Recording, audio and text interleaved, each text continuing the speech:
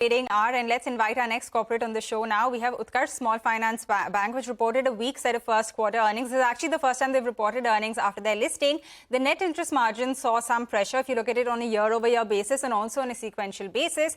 And the asset quality this time around was aided by pretty big write-offs. So to discuss the quarter gone by and what they really foresee for the business, we're joined by the management. Govind Singh is MD and CEO of Utkarsh Small Finance Bank, and he joins us on the show now.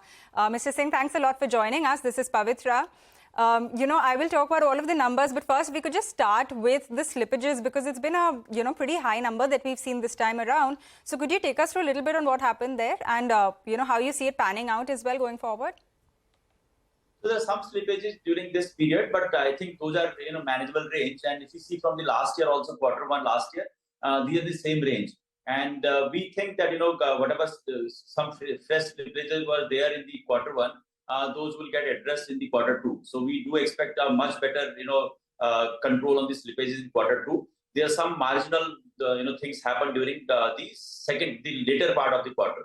So we don't foresee much challenge on that account. And you can see the overall numbers are, still as per the discussion we had earlier or as per the guidance given by us.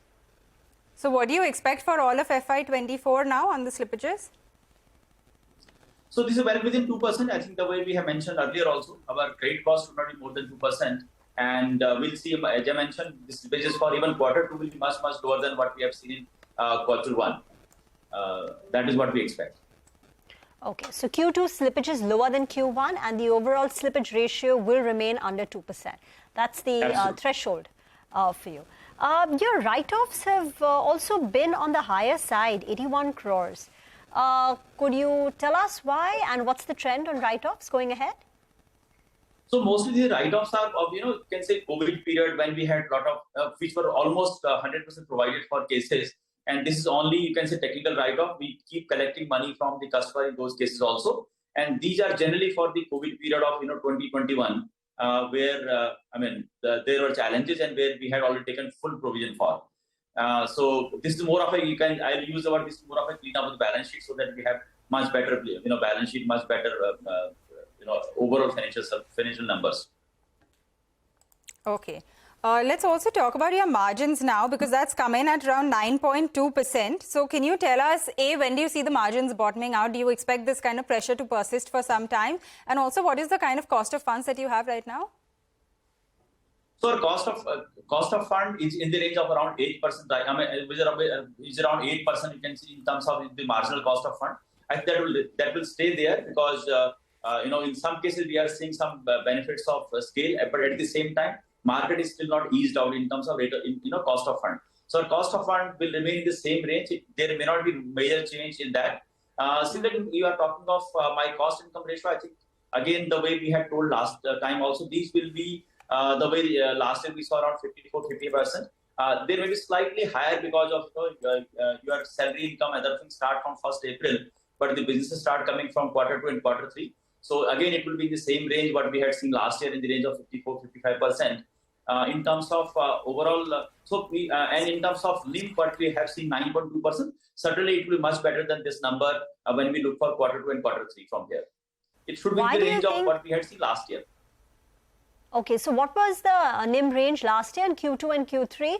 And what, according to you, will be the reason NIMs will expand from current levels? As I mentioned, slippages will be much better controlled. We had seen some slippages in this period, which in fact, quarter two we are seeing much better control. We are seeing expanding business from here. Normally, quarter one is little muted, for many of the financial services.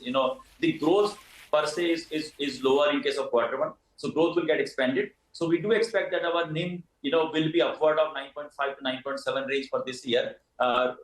If you look at quarter two was 9.1, but on a yearly basis, the way we are last year, it should be the same range this year also. Okay, that's good to hear that the NIMs will go back to that level very soon.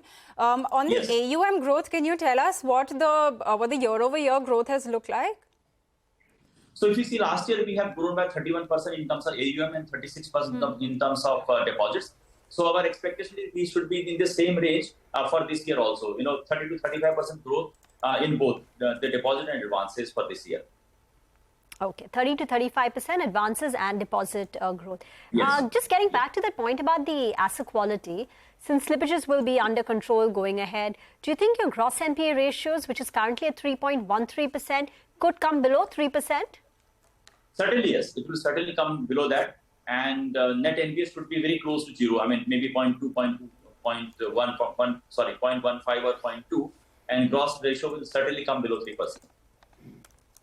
All right, got that. We leave it at that, sir. Thank you very much for joining us and taking us through the outlook for Utkarsh Small Finance Bank. The stock is under pressure today. It's around 2% lower right now. But that is the management saying that, they do expect things to get better from here. The NIMs are not going to fall anymore. And India see a pickup from the next quarter itself, that is from Q2 itself. The cost of funds is around 8% and they expect that also to hold steady for now. So that is the management.